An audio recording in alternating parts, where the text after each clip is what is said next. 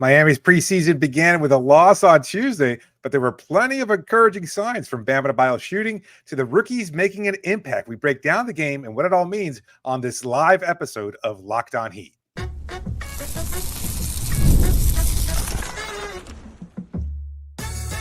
You are Locked On Heat, your daily Miami Heat podcast, part of the Locked On Podcast Network, your team every day.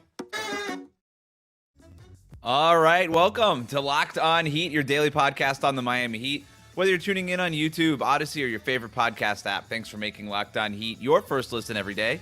I'm Wes Goldberg, editor at allyoucanheat.com, here with David Ramil. Both of us are credentialed Heat media members who cover this team every day, and the best way to support the show is to leave a 5-star rating and review on your podcast app and join more than 14,000 Locked On Heat lifers by subscribing on YouTube.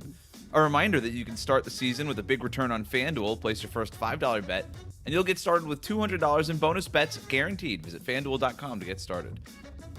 Recording this live on YouTube after the Heat's preseason opener against the Hornets, we saw a completely revamped offense from last season, an interesting rotation pattern by Erik Spoelstra, and Kel'el Ware's preseason debut. But before we get to all of that, we'll start today with Bam Adebayo, who got started where he left off coming off of Monday Night Scrimmage, where he took 11 three-pointers. Well, on Tuesday, David, he took 2 three-pointers in the first 3 minutes.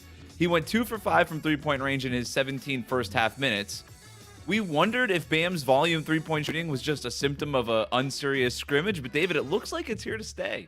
No, I think so too. I mean, it was the first possession, right? The first possession on offense. First shot they took was a Bam three-pointer in the corner. And there was another play there at one point where it was exactly as we talked about following the scrimmage, that this is the potential future. Nikola Jovic driving into the lane, finding Bam Adebayo open from the corner. It's like a dream come true. And there he knocks it down. And it looked like a perfectly functional part of the offense. It didn't look like it was jammed in there. It didn't look awkward or anything like that. It was the norm. And at one point, I think Erik Reed pointed out in the broadcast, all 4 centers had shot the ball from three-point range and hit a three-pointer. And I think this is the new normal for Miami, is that their centers are going to be able to space the floor, and it's going to be a way of changing the dynamic of the offense a little bit. We talked about it in the first half. Before they made a complete substitution pattern in the second half, it looked like Miami was on pace for 45, 46 three-pointers, well above their average last year too. And so obviously we'll talk about the fast-paced offense, but the three-pointer is certainly a big part of it. And Bam shooting looks like a legitimate contributor. It really does. And the Heat centers shot basically take Kel'el Ware's heave at the very end there, where Josh Christopher throws it to Kel'el Ware on the other on the left wing, and he's like, "Hey, I don't know, you just take the game-winning shot." And I kind of had a sense that maybe they would give it to Kel'el Ware for the game winner, although it was certainly up to Josh Christopher and it was in his hands at the end there. But subtract that heave away, and I think the Heat centers shot 40% from three-point range in that game. The Heat as a team shot 37.5%. So do the math. It's take the centers out of that, and they even shot like 35% or whatever it was. So the Heat centers are not just like shooting threes, like a token three-pointer here and there to try to convince a defense that, hey, we actually do this. Please defend us. Help us space the floor. They are shooting them, and they're shooting them effectively. And Erik Spoelstra talked about this after the scrimmage was Bam shoots threes, Thomas Bryant shoots threes, Kel'el Ware shoots threes, Kevin Love shoots threes. Like, they have a lot of guys at that 5 position. I mean, all of them shoot threes. And I thought you hit the nail on the head too. It was all enough. It was a function of Miami's offense. It wasn't like shoehorning in Bam Adebayo here, or Bam just sort of awkwardly standing there, although there's going to be a couple of those, but like Bam awkwardly standing there after like a dribble handoff and nobody's there to defend him, and he's like, and it's like 7 seconds left on the shot clock, and he just throws it up there at the end of the clock because there's nothing else left. No, these were all happening within like the first half of the shot clock. It seemed like there was a plan here. There's like you've got Nikola Jovic driving and kicking to Bam Adebayo in the corner, which I think was dreamed up by Heat Twitter AI. Like, you couldn't like ask for a better play between Jovic being on the ball and passing and Bam making threes from the corner. Bam hit a fadeaway three-pointer in the corner. And again, like, the Heat starters only played in the first half of this game. Bam only played 17 minutes in this game, and he still took 5 three-pointers. You extrapolate that to 2 halves, and that's 10 three-pointers that he took after taking 11 in the scrimmage. Like, did we We got on here and said, yeah, maybe 2 to 3. I was like, you're like 2.4 per game 3-point attempts, and I'm like, yeah, maybe 2.3 3-point attempts per game. I think we undershot it. Again, like you don't want to make too much out of a scrimmage and then one preseason game. Yeah. But Bam's really happy to be taking these threes. I'm not expecting double-digit 3-point attempts, but I'm wondering if we undershot it in terms of trying to guess his 3-point attempts for the season. I don't know. I feel like, again, it felt so fluid and so functional that I can't say for certain that we won't see this, but I just don't imagine a world where he's going to be getting double-digit attempts. Like, I mean, Duncan Robinson, one of the best shooters in NBA history, has barely been able to have double-digit attempts from 3-point range. I just can't see Erik Spoelstra saying, no, this is part of our offense now, Bam. It would be bad. I would go so far as to say Bam taking 10 3-pointers a game would be going too far in that direction. But what if we undershot it? I made the comparison to like Kristaps Porzingis and Brook Lopez yesterday. Yeah. And they average five 3-point attempts per game. And they shoot between 35-40% any given year from that range. I wonder if they're trying to get closer to that because they did take 40 3-pointers in this game. I think they would love to take average 40 3-pointers a game during the season. That is a number Erik Spoelstra has thrown out there for the last year or two and saying, like, we got to try to get closer to 40. And it feels like with Bam shooting these threes, they can walk their way into 40 pretty easily, especially if you're considering, like, full games from Tyler Hero when he's healthy, That's a full game from Duncan Robinson, a full game from Terry Rozier. Like, again, the starters only played the first half of this game, and they still got up 43-point attempts as a team for the whole game. So, I don't know. Maybe should we be thinking more from Bam? You know what? I'll say this. I think it would be a little different out there if Tyler was there. And it's not to bag on Tyler, but we've seen that sometimes he can over dribble the ball a little bit and kind of try to create an open look or in the mid-range or kind of get a little space and wind up pulling up for a mid-range shot. If he's going to be playing more off ball, then I'm comfortable with this being a part of the new normal. But otherwise, that's where there's a question of not necessarily chemistry, but just whether or not the two games will the mesh. Shot distribution too. I mean, Alec Burks only took 3 shots in this game. Tyler Hero is going to take 13, 14, 15, 16 shots in a game. More than likely, yeah. So that's totally. And by the way, Tyler Hero taking threes is still better than Bam Adebayo taking threes. I like Bam taking threes. I'd rather Tyler Hero take 10 of them. If they're threes, but if they're threes, right, yeah, and totally, that makes sense. But I will say this about Bam too: a good point and a bad point of the 3-point shooting. The good point, still finished with 6 rebounds and only, like you said, a double-digit, 10, 17 minutes of play. So not bad for a guy who played more along the perimeter, certainly on offense. So I know offensive rebounding is never really his strong suit, but I think at the same time, the fact that he was still out there for a number of possessions is an encouraging sign that he was still able to pull down 6 rounds. However, not getting the free throw line. So a guy who had limited attempts to begin with and doesn't draw much contact, drawing even less. I'm glad you brought that up. He had 1 shot at the rim the entire game. And that he wasn't putting pressure on the rim. I mean, he took whatever it was, 5 3-point attempts and 1 shot at the basket. He took he only took 2 of those sort of unrestricted paint touch shots in this game. Yeah. I'm good with that. The fewer mid-range shots, the better. He basically replaced the mid-range shots with stepping out to the 3-point line, but he didn't get to the rim at all. And that's sort of the thing I'm monitoring is when we go too far with Bam Adebayo taking threes, is he not getting to the basket enough? I'm happy to get rid of the mid-range shots for the most part. Like, he's still going to get to that bread and butter free throw line jumper here and there. And when he has space, he can hit it at 45%. And I have no problem with that. It just can't be the main course of the meal, like the protein of the meal. It has to be like a side dish. Right. But he needs the shots on at the rim. My thing with Bam is he's never been great at generating shots at the rim, right? Other than a lob here and there and finishing on pick and rolls. Like, he's not a guy who generates his own shots at the basket. He's not a guy who's like driving all the way to the basket LeBron James style. But so I wonder if this is sort of where we're going with this when he becomes more of a floor spacing 5, and that's his best utility. But as the floor is spaced, maybe those opportunities to get to the basket will be there more. He did have that one possession where, unfortunately, I think he was called for either a travel or he stepped out of bounds. I didn't hear the call exactly. Okay, who's that's what it driving. was. So Yeah. of course the Heat curse where he stepped out of bounds. He's not used to having the ball all the way over there. He's like, right. there's a But sideline over here? I didn't even know that. But that's exactly what I've been talking about. Like, the face-up game. Now, all of a sudden, if he incorporates a three-point shot, I think he had Brandon Miller on him. He saw him, and he put that ball down, and he had a wide open lane to the rim. Had he been able to avoid stepping out, that would have been a dunk at the rim, and that would have been a really, really nice play for him. So I think this is continuing to show the evolution of Bam Adebayo, where now he's got this additional weapon, and he can incorporate different tools that he's always had, his speed, his strength, and things of that sort. His size is still going to be an issue, but if he's more of a perimeter-based player, it's no longer the issue. He doesn't have to attack. Yeah, exactly. At this point in time, it would be more of a strength. But then he does become, as you said, a more of a LeBron-type size player, as opposed to trying to play against the Embiids and Jokic's of the world. It doesn't necessarily work out as well for him. But in this case, I think it would be a strength of his. So it's encouraging. And I think we're going to see more of it. I don't know. You're probably right in terms of us underselling it. Yeah. Do you want to? He might average closer to 4 or 5 per game. Do we need to adjust our prediction? I don't know. Let's see a few more preseason games before we start adjusting our predictions here. But all right. Yeah, based on what we saw, like we might have undershot it there. He's not shy about it.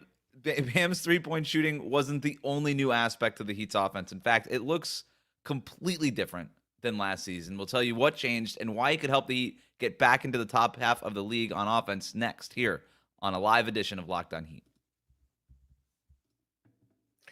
Today's episode is brought to you by BetterHelp. What's something that scares you? So many of us have fears, and we don't always share them, but it's sometimes it could be different sizes, big fears, small fears, concerns. Maybe Halloween is a time that we're celebrating now, and it's kind of lets us have fun with the things that scare us. But what about those fears that don't involve zombies or ghosts? Therapy is a great tool for helping you face your fears and finding a way to overcome them, because sometimes the scariest thing is not facing our fears in the first place and holding ourselves back. So if you're thinking of starting therapy and addressing some of those fears and concerns, well, give BetterHelp a try. It's entirely online. It's designed to be convenient, and that it is. It's flexible and it's suited to your schedule. You just go online, fill out a brief questionnaire, and you get matched with a licensed therapist right away. And you can switch therapists at any time for no additional charge. Let's say your schedule changes and you can't meet the same requirements or something. Maybe they can't meet you at the same time that you're used to. Well, guess what? You make a switch and it's no big deal and no cost to you. So overcome your fears with BetterHelp.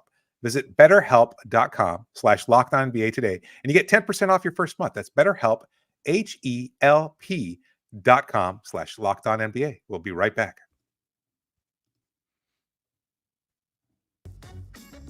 Thanks for making Locked On Heat your first listen of the day.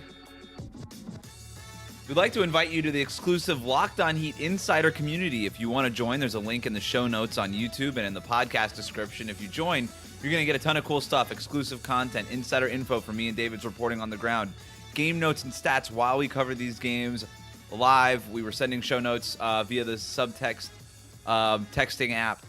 Even during today's preseason opener, you're also going to get intel on moves and trades that can happen before the trade deadline. And the best of all, you're going to get the chance to talk with us one-on-one through the subtext messaging platform. This is the best way to be a Locked On Heat lifer. If you want to join, sign up with the link in the show notes. It's right there right now on YouTube if you're watching live. It's free for 14 days. After that, $4.99 a month. You can cancel at any time, no worries. But we're really excited for this chance to connect with you all as we begin the new season. The Heat scored 62 points in the first half before resting their starters for the second half, and we saw a ton of changes right away, David. Obviously, Bam taking threes is the headliner. Yeah. Two other things, though, stood out for me. Okay. Number one, they're playing 5 out. Yeah. And number two, they're playing with tempo. And the 5 out part of this was, to me, the most interesting part, and it was a direct sort of correlation with Bam taking three-pointers. You've got all 5 guys essentially now standing on the three-point line.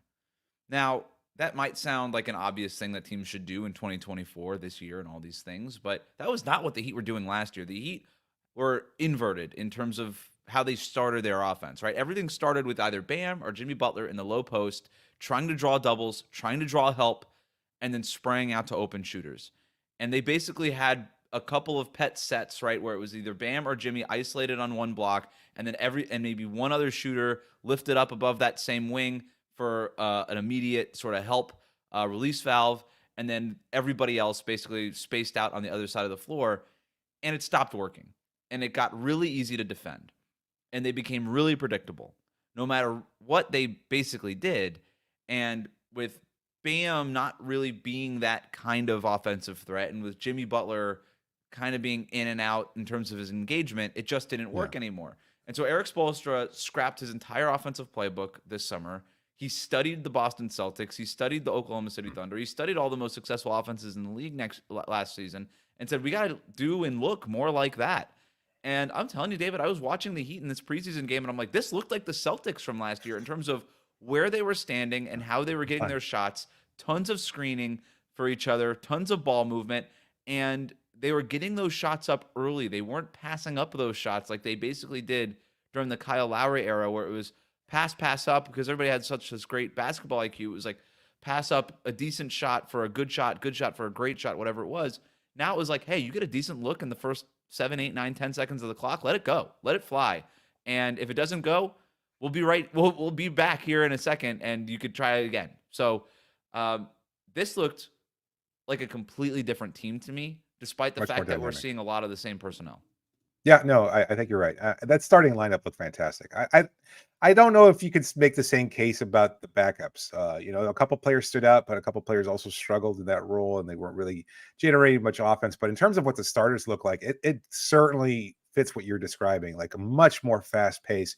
Terry Rozier pushing the ball up, Nikola Jovic pushing the ball, kind of just, again, spacing the floor, finding those guys wide open from the perimeter. Alec Burks, starting in place of Tyler Hero, did a fantastic job. It was really, really fun to watch them. Something that I don't think you could claim very often last year. There were maybe a handful of games where you could say, wow, this offense looks like it's fast paced and generating some nice shots.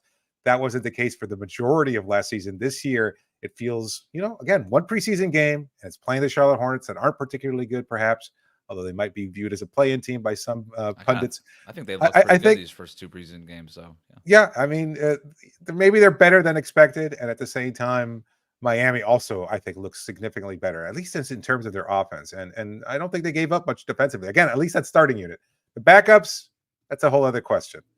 Something we can get into a little bit later. But in terms of that fast pace, yeah, I think I could really see it. Like, there were moments there where they were pushing the ball and generating a really good look from the perimeter. And it just feels like this is going to be, the new normal. And Eric Reed pointed it out in that broadcast too. Like, he's saying, the fast pace. I don't think he ever uttered those words last season at any point. Miami's up-tempo offense. You're like, who's up-tempo offense?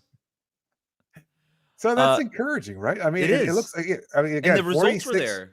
Yeah, 43-point attempts. And there are markers, right? Like, you don't want to do all of this on an Excel spreadsheet, but there are markers that you have to get to be a functional offense. And last year, they were way too heavily over-indexed on mid-range shots. That was not the case in this game, right? 40 of their 92 attempts, 3-pointers. They took 29 of their 39 makes were assisted. They only had 14 turnovers in this game. That's an efficient offense. Those are the markers. A good assist-to-turnover ratio, a high ratio of 3-pointers versus everything else. That's just an efficient offense. At some point, yes.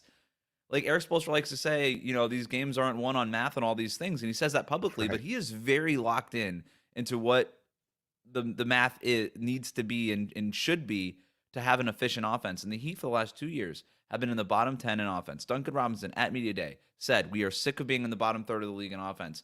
And that much has been borne out here in terms of their just sickness overall. They're just over it. And they said, okay, it just hasn't worked. Scrap it all. Let's play 5 out. Let's do the pace and space. And again, this isn't new for Erik Spoelstra. This is the way the Big Three played. Yeah. Right? 62 for that era. points in the first half, and without 2 key rotation players as well, too. I mean, that's really amazing. We can look at the shot plot here, too. Oh, look at that.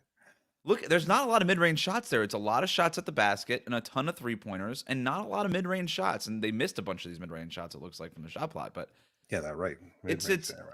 It's a good, but I think a lot of that was maybe the backups and stuff like that too. Because when I was watching that starting unit, I'm like, yeah, they are getting the shots that they want. They're getting the shots that they want. And so easier to do that going into your first preseason game.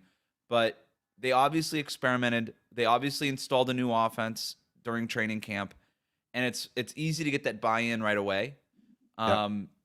but I think they all are going to enjoy playing this way. So I don't think that buy-in is going to be hard to hold, right? Like that's not going to be their attention playing this way is not going to be hard. I think their attention span is going to be long, not short when it comes to this offense, because if everybody eats, everybody's having fun, the vibes are better, people are putting up threes, you're playing up tempo. Like this is the way most of the players want to play anyway.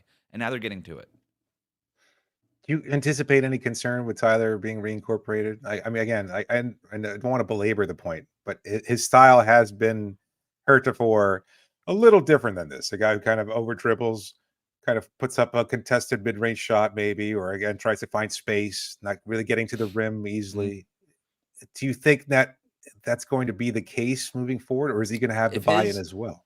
If he wasn't saying what he's been saying for the last week, I would maybe be Maybe you're right. concerned. But the fact that he is practiced being more of an off-ball guy, willingly talking about being an off-ball guy, playing that role and all these things, and I think he's seeing the benefits of this. How could you not? You're gonna get up way more three-pointers. Offense is just gonna be easier. He's gonna have fun playing this way.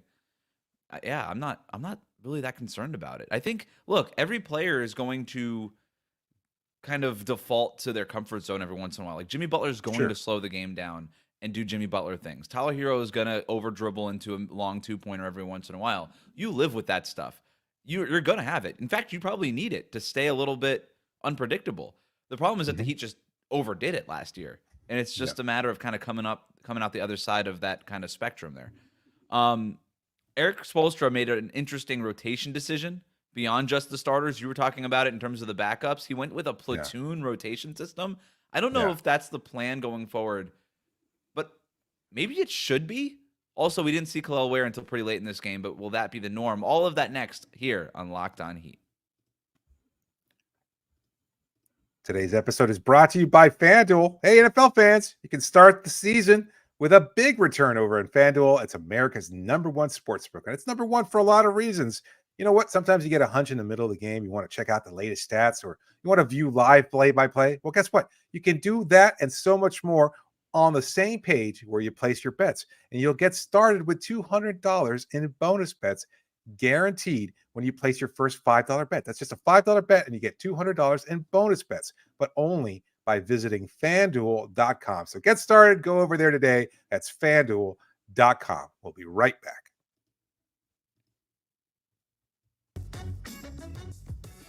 Thanks for making Locked On Heat your first listen every day. If you're new to us on YouTube, hit that subscribe button. You can also follow us on your favorite podcast app. So I don't know if you noticed this, but Erik Spoelstra went with a platoon rotation pattern, David. Basically, all of the starters came out at the end of the first quarter, and then a full second unit checked in. Then midway through the second quarter, all 5 players came out. The full starting lineup checked back in and closed the half. And I kind of love this. Again, I don't know if this is going to be the norm for Erik Spoelstra, but I think it should be. So the Heat only had 2 lineups last year that played more than 100 minutes together. The most was 181 minutes together. Now, a lot of that was because of injury, but it happened. For comparison, the Celtics had 4 lineups log at least 100 minutes together, and their starting 5 played 623 minutes together last year. They went ahead and won the championship. And a lot of that was because of their chemistry and the fact that they played so much together and had that camaraderie and that chemistry and all that stuff. The Heat don't have that. For a team that's been together as long as they have, they do not have chemistry. And I do wonder if Erik Spoelstra could look at this platoon kind of system, this line shift, like the way you do in like a hockey game, right? And say, this is the way we build chemistry faster than usual, right? Like this is the way we can sort of compress the chemistry building phase. And if he just sort of goes, all right, all 5 starters, you're going to play most of the minutes together. Now, it's not going to be exactly this, right? When you're playing the full game, like guys like Bam are just going to play more minutes than Jimmy Butler. You know, stuff like that. So it's not going to be exactly this, but finding a way to maximize your best 5 players, that to me is a little interesting. Now, there's downsides that we can get to with that, obviously, but I love the idea of just finding a way to force those 5 players to play as many minutes as possible. To be clear, I don't anticipate this being what Erik Spoelstra is going to do, but to me, the overall point of just finding ways, platoon, not platoon, you know, maybe fewer staggers, stuff like that, but finding a way to get these 5 guys to play together as much as possible, at least in the preseason, doing this platoon system, I think is really smart. That's fair. I mean, if it's just a preseason tactic to see whether or not these lineups mesh well, that's all fine. But again, given the fact that they were missing 2 key rotation players and a third in Jay Rich, who might get some minutes here and there. I mean, I just it doesn't seem realistic. And look, and this was the preseason. Luckily, nobody was in foul trouble at any point. But if obviously, if Right. Bam picks up an easy quick foul or 2 quick fouls in the first few minutes of the game, he's coming Duncan out. is almost in foul trouble in yeah, his 15 minutes. But yeah, go ahead. Sorry. yeah. No. And so there's going to be moments where it's just not realistic. I think you want to be able to test how Tyler runs with that second unit. Like we saw Alec Burks kind of fit perfectly with that first unit. Maybe you want to see the inverse as well. You want to see what Jaime can do when he pushes the floor a little bit and he'll get some minutes. And so it'll be, I'm sure we'll probably see more familiar rotations as the preseason moves on. And certainly once the regular season starts off, but I like the idea. You want to build chemistry. I don't know how important it is. Like, I mean, certainly it's important over the course of a long regular season. Like, you don't want to have a lineup that doesn't have that chemistry. But I think this group has been working together long enough where they feel somewhat comfortable. Like, the only really new addition is Terry Rozier, and I think he's good enough where he can kind of figure it out. Yeah, he hasn't really logged a ton of minutes with those other 4 guys. Yeah, I guess, but at the same time, I don't know that you're going to get that many more opportunities over the course of the preseason either way to build that kind of chemistry. Like, it's going to help, no doubt, but I don't know it's going to be a matter of just getting that kind of working those kinks out over the course of the first half of the season. I think that's basically where it comes down to. So they played almost the whole first quarter together. I'll be interested to watch that in the regular season. Like, do they just play the first 10 minutes together? And even just that alone would be, I think, really refreshing and useful and smart and helpful in building that chemistry. I do think they need to build chemistry because, Tyler, Bam, and Jimmy have played a lot of games together. It hasn't exactly resulted in a ton of wins. There's definitely room for improvement, and they've scrapped the whole offense. Everybody's trying to play in a different way. Bam shoots threes now. Tyler Hero's going to be playing off the ball more if his comments are true. Jimmy Butler, it kind of feels like, at least in this game, that he took a little bit of a purposeful step back. And I think that's by design. I think that's okay. Yes. It's, hey, how can we keep Jimmy Butler fresh but also engaged? Like, he was good in this game, but it wasn't like the offense was running through him the way it used to. 11 points on 3 for 6 shooting, 3 rebounds, 2 assists, and a steal and a block. I thought he was really good. Spots. Yeah, no, he was picking his spots, and it was purposeful. And it's, you know what? It kind of allays all of our fears because this was as good as he's been. Like, I mean, it wasn't like postseason historically great Jordan-esque type numbers, Jimmy Butler, but it's also the first preseason game. Like, he had 11 points and really didn't look like he was taxing much. Like, he took 2 3-pointers, was able to draw fouls the same way he always had, despite the rules changes and everything else. He put up one ill-advised turnaround fadeaway, and I think he was trying to draw the foul and it wasn't called. So that was, a little bad. But other than that, it was pretty standard Jimmy Butler. Like, I'll get my shots when I want to, and there's nothing you can do to stop me. Got to the line 5 times. I'm okay with that turnaround jumper every once in a while. That's the star player thing. He gets those. Like, you're allowed to take those. It's just, like you said, also taking the corner threes, getting to the line, all those things, where it's not just like these ill-advised turnaround jumpers all the time. But it was his first preseason appearance in 2 years. Oh, that to me was the most important part. Like, he was just out there. And so you take that with the starting 5 playing so much minutes together and all that, and I'm like, okay, we're going somewhere. Now, you mentioned Alec Burks starting in place of Tyler Hero. No Jaime Jaquez in this one. Both of those guys sidelined with groin injuries. Josh Richardson still dealing with the shoulder injury. So the second unit was Drew Smith, Duncan Robinson, Pelle Larsson, Haywood Highsmith, and Kevin Love. Now, I think Drew Smith and Pelle Larsson probably aren't in that if you're fully healthy. Like, obviously, Jaime Jaquez takes that Larsson spot. Maybe it's Alec Burks instead of starting, obviously, coming off the bench and being in that Drew Smith role. I do think that there's a big need for a playmaker in that second unit. Point guard, not point guard, whatever, but just somebody to draw attention and make plays and create advantages. Maybe that's where you stagger Terry Rozier and or Tyler Hero, and you kind of just figure out which one of those guys is going to stay in with that second unit and help kind of set the table for them. But it's impossible to know what Erik Spoelstra would have done. I think it would have been something like that probably. Probably wouldn't have seen Drew Smith or Pelle Larsson at least that early in the game, but with those guys sidelined, that's what it was. I think Pella is going to force Spo's hand really early on this season. Man, he looks good. he plays the way that the Heat love the guys that just give all out effort. Today the 3-point shot was falling. He did it in the scrimmage, but he just looked dynamic, like he's attacking, he's doing everything, making the right play.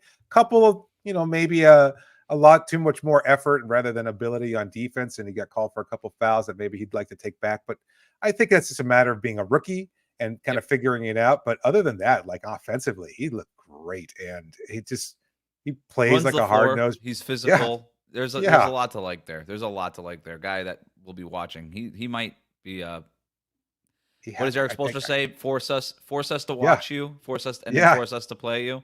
He's forcing them to watch him, at least, at the very least, right now. But let's move on to the other rookie, though. Go ahead. Sorry, I wouldn't be surprised if he takes over Jay Rich's minutes, at this point in time. If Jay Rich takes too long and coming back, as much as he is a part of this Heat culture and as much as Spo likes him on a personal level, man, he's got the rookie coming for his minutes. That's for sure. That 10th spot was sort of, to me, at least, between Josh Richardson, Alec Burks. Maybe you throw Pelle Larsson in that mix now, too. So, I don't know. No doubt.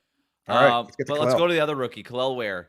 Did not enter the game until like the 4.5-minute mark in the third quarter, but then basically played the rest of the way. Finished with, let me pull up the box, 13 points, 5 rebounds, 4 blocks, 2 steals, 1 assist.